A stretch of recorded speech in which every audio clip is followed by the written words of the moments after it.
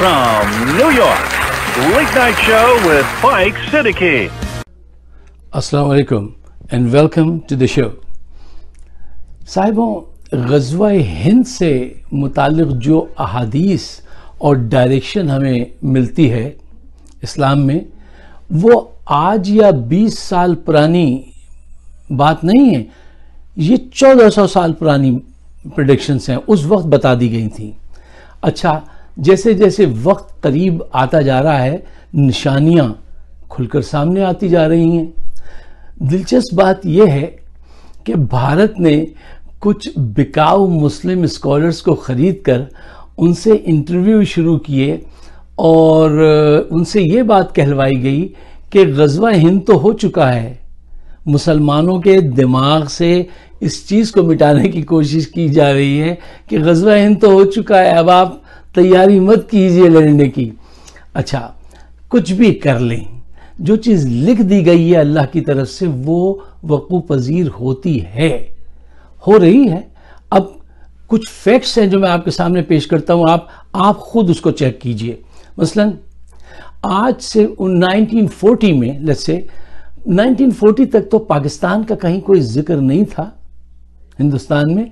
अगर कोई उस वक्त ये अहादीस पढ़ता, ये प्रेडिक्शन नेमतुल्लाह शाह की देखता, तो वो सोचता भाई ये तो यहाँ तो कोई पाकिस्तान नाम का कोई मुल्क ही नहीं, कोई वजूद ही नहीं किसी चीज़ का, और ये यहाँ से लश्कर कैसे उठेगा, और वो खरासां, ये सब बातें उसकी समझ में नहीं आती। लेकिन आज वो एक हकीकत है।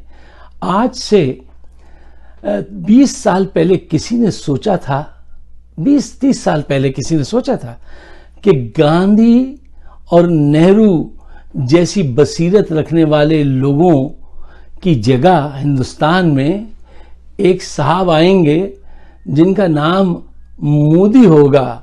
बहनों, भाइयों, मित्रों, पाकिस्तान को सबक सिखाना है, जो हर वक्त जंग पे, लड़ाई पे, नफरत पे तहरीक चलाएंगे। किसी ने सोचा था? नहीं, किसी ने नहीं सोचा था कि ऐसा हो सकता है। अच्छा, हिंदुस्तान ने साजिश करके पाकिस्तान को 2 हिस्सों में तकसीम करा दिया। उसमें कुछ हमारी गलतियां थी जिसका फायदा उठाया उसने, ठीक है ना, उसने फायदा उठाया और उसके रिएक्शन में क्या हुआ, पाकिस्तान तो टूट गया, लेकिन एक बहुत बड़ा रिएक्शन जो पैदा हुआ उसका आप तस्वुर भी नहीं कर सकते थे कि पाकिस्तान जैसा छोटा मुल्क इतने एटम बम बनाएगा कि उनकी तादाद 1-2 नहीं, और दुनिया के सबसे बेहतरीन एटम बम ये छोटा सा मुल्क बनाएगा। उसने बना लिए, और वो टेक्नोलॉजी हासिल कर ली है कि जिसको देख के चाइना भी हैरान रहता है कि यार तुमने ये कब, कैसे, किस वक्त हासिल बनाए ये रेडार और ये मिसाइल और ये चीज़ें जो अभी मंजर आम पर नहीं है, और वो तो जब तमाशा होगा तो ही इस्तेमाल होंगी। क्या आपने कभी सोचा था कि आज से 5 साल पहले भी कभी आपने तस्वुर किया था कि अफगानिस्तान में तालिबान की हुकूमत होगी? ये समझ में ना आने वाली बात थी, ये पॉसिबल ही नहीं लगता था, लेकिन आज ये हकीकत है। अगर आप आंखें रखते हैं और आंखें खोल सकते हैं तो आप देख लीजिए। क्या कभी आपने सोचा था कि इंदिरा गांधी गोल्डन टेम्पल पर हमला करेंगी और खालिस्तान की बुनियाद रखेंगी और उनका अंजाम ऐसे होगा? देखिए, क्या ये अक्ल में आने वाली बात थी? आपने सोचा था कि हिंदुस्तान की तरफ से मसला कश्मीर हल करने के बजाय मोदी जी वहां 370 और 35A लगाकर मजीद बर्बादी की तरफ निकल जाएंगे? ये बात किसी की समझ में उस वक्त तक नहीं आई थी। आज ये चीज हो चुकी है। अच्छा, अब इन तमाम चीज़ों से क्या होता है? देखिए, इन तमाम चीज़ों से उस खित्ते में एक चैलेंज रेस्पॉन्स मैकेनिज्म तैयार होता है। उर्दू में उसको क्या कहेंगे? चैलेंज का जवाब। जहनों में क्या चीज़ पैदा होती है और ये इसके नुकसानात या फ़ायदे क्या होंगे, ये मैं आपके सामने रखना चाहता हूँ। जी, तो मैं आपसे क्या कह रहा था? हाँ, मैं आपसे ये कह रहा था कि इन सारी एक्टिविटीज से क्या हुआ कि उस खित्ते के अंदर चैलेंज रिस्पांस मैकेनिज्म तैयार हुआ जहनों में। अच्छा, देखिए, ये एक सही बात है कि जब आप किसी चीज को दबाते हैं तो उसके अंदर उभरने का जज्बा पैदा होता है। आप जब वो तीर कमान से डालते हैं तो पहले उसको खींचते हैं ना, جیسے گن ہوتی ہے، پہلے اس کو پیچھے لا کے لوڈ کرتے ہیں تو پھر وہ جتنا زیادہ دباتے ہیں اتنی زیادہ تیزی سے وہ چیز آگے نکلتی ہے۔ آج بھارت کے لوگ کشمیر سے لے کر ساؤتھ تک مسلمانوں کی لاشوں پہ کود رہے ہیں، ریپ کر رہے ہیں، قتل کر رہے ہیں۔ کوئی ستم ایسا نہیں ہے جو آپ نہ کر رہے ہوں۔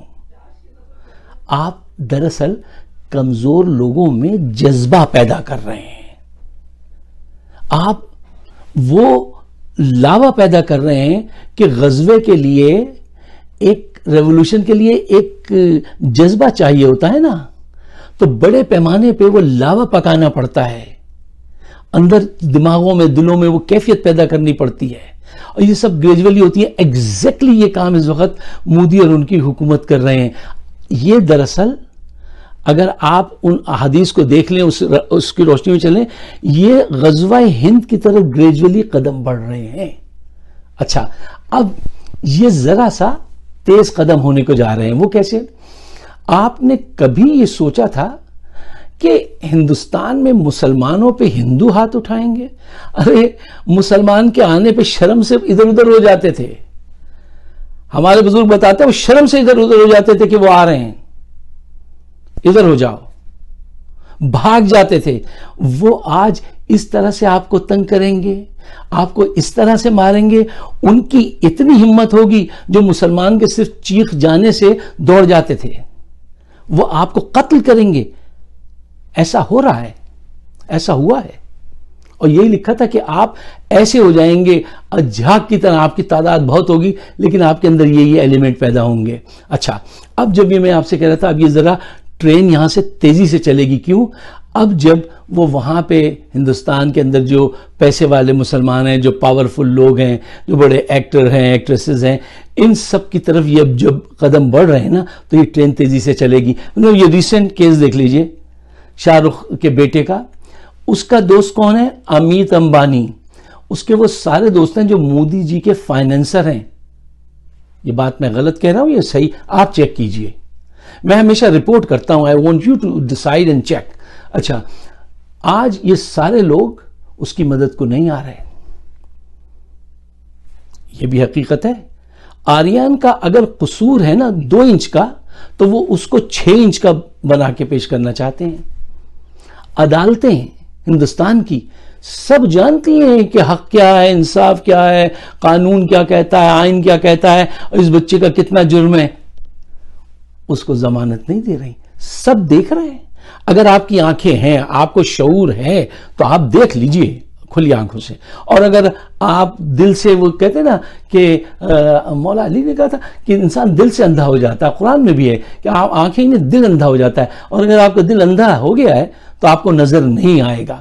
اچھا، اب شاہ رخ بھی سوچیں گے ضرور کہ یار بیوی بھی ہندو، گھر میں مندر بھی، شہرت بھی، پیسہ بھی، تعلقات بھی، کچھ کام نہیں آیا۔ رو رہے ہو، تڑپ رہے ہو اپنی اولاد کے لیے۔ ہاں، جب دلی میں لوگوں پہ ظلم ہو رہا تھا تو کیسے چین سے بیٹھے تھے تم؟ جب ایک بڑھیا کی جھوپڑی میں اس سے اس کا گھر جب چھینا جا رہا تھا تو اس نے کہا میں اپنی بچی کو اٹھا لوں، تو کہا نہیں، 6 ماہ کی بچی سمیت آگ لگائی تھی اور وہ دھاڑے مار مار کے روتی رہی تھی اور تم خاموش تھے۔ یہ فلم نہیں ہے، یہ اصل زندگی کے حقائق ہیں۔ اب اصل زندگی کے حقائق تمہیں بھی فیس کرنے پڑیں گے۔ جی، تو میں کہہ رہا تھا کہ یہ اب ان کو آنکھیں کھول کر حقائق کی دنیا میں آنا پڑے گا، اور بہتر یہ ہے، افسوس ہوتا ہے ان کو تڑپتا دیکھ کے، بیٹے کے لیے کوئی بھی باپ تڑپے۔ دیکھیے، ان کو چاہیے اب اللہ کی رسی کو پکڑ لیں، سجدے میں گر جائیں، مسلمان بن جاؤ،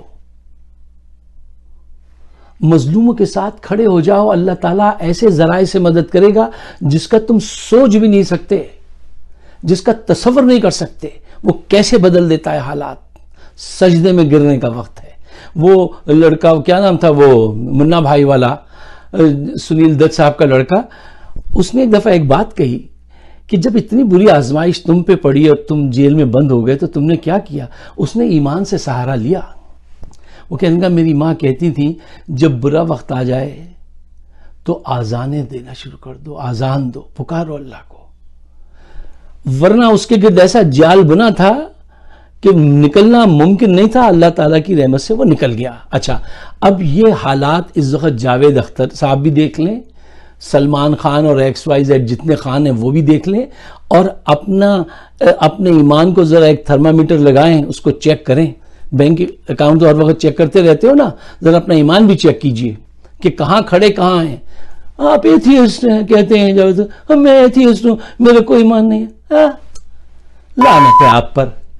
پھر بھی جوتے لگ رہے ہیں آپ کے، اور لگیں گے۔ ابھی ایمان پہ واپس آ جاؤ گے تو تمہاری کچھ بچت ہو جائے گی۔ میں ہندوستان کے مسلمانوں سے کہتا ہوں کہ آنے والا ہر سال مسلمانوں کے لیے آزمائش کا، چیلنج کا وقت ہوگا، اور جو اس میں ایمان سے قریب رہے گا، اللہ کی رسی کو مضبوط سے پکڑ لے گا، اس کو آزمائش کم محسوس ہوگی، وہ ذرا کم ہرٹ ہوگا۔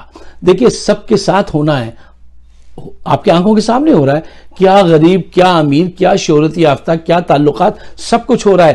میں نے 6 مہینے پہلے بھی کہا تھا، ہر آنے والا سال مسلمانوں کی وہ گڈ ٹائم جو ہے وہ جا چکا ہے، اب سوائے پٹائی کے اور آزمائش کے کچھ نہیں ہے، اور اس چیلنج کو لینے کے لیے ایمان پہ واپس آؤ، وہ واحد رستہ ہے۔ موت تو ویسے بھی آپ کی آنی ہے، آزمائش تو ویسے بھی آنی ہے، چاہے کچھ بھی کر لیجئے، چاہے ہندو سے شادی کر لیجئے، مندر بنا لیجئے، نہ بنائیے، مسجد نماز پڑھنے چلے جائیے، پٹائی ہر صورت میں ہونی ہے۔ لیکن اگر ایمان ہوگا نا تو بچت ہو جائے گی، وہ 50% کٹوتی ہو جائے گی، اور اگر ویسے ہی رسوا ہونا ہے تو جو عمل آپ کر رہے ہیں کرتے رہیے۔ لیکن ہمارا فرض یہ ہے کہ ہم اس بات کی دعا کریں کہ آپ جو ہے وہ ایمان کے ساتھ رہیں اور آنے والے وقت کی تیاری کریں۔ ہم نے ایک صدا لگائی ہے، ورنہ بقول منیر نیازی کہ آواز دے کے دیکھ لو شاید وہ مل ہی جائے، ورنہ عمر بھر کا سفر رائے گا تو ہے۔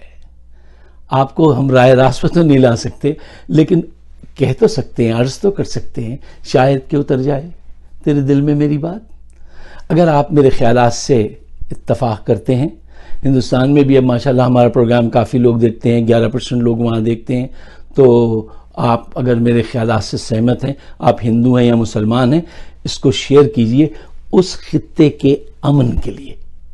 آپ سب کا بہت بہت شکریہ۔ میرے یوٹیوب چینل ہے فائق صدیقی شو، اگر آپ سبسکرائب کریں تو بڑی عنایت، اور کیا، اور کچھ نہیں، بس دعا کیجئے۔ شکریہ، خدا حافظ۔